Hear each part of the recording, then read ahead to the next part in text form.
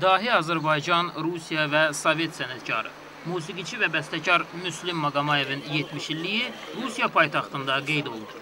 Səhər saatlarından başlayaraq onun Moskvadakı heykəli önünə pərəstişkarları toplaşır, tərs çiçəklər qoyur, xatirələri ilə bölüşür.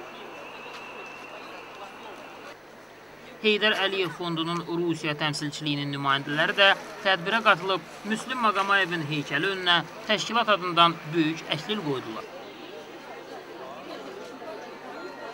Toplaşanlar arasında Rusiyanın bir sıra mədəniyyət və incəsənət xadimlərini, ictimaiyyət nümayəndələrini, Azərbaycan diaspor təşkilatlarının, o cümlədən Ümumrusiya-Azərbaycan Konqresinin təmsilçilərini də görmək olardı.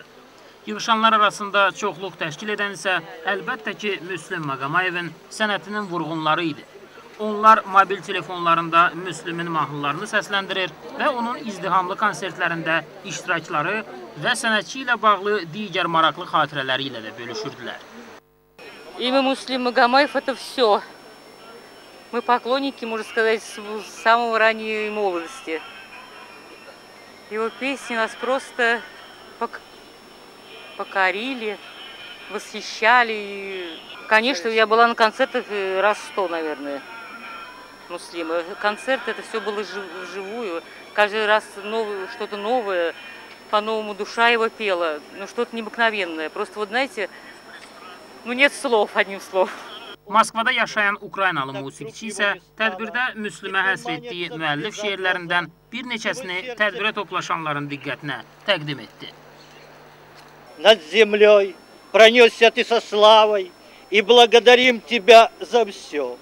Ты, Баку родной, и наш по праву, твои песни как мечта, как сон. И не передать мне боль Кавказа, за утрату горькую свою, ты душой нас покорил всех сразу, не забыть вовеки песнь твою.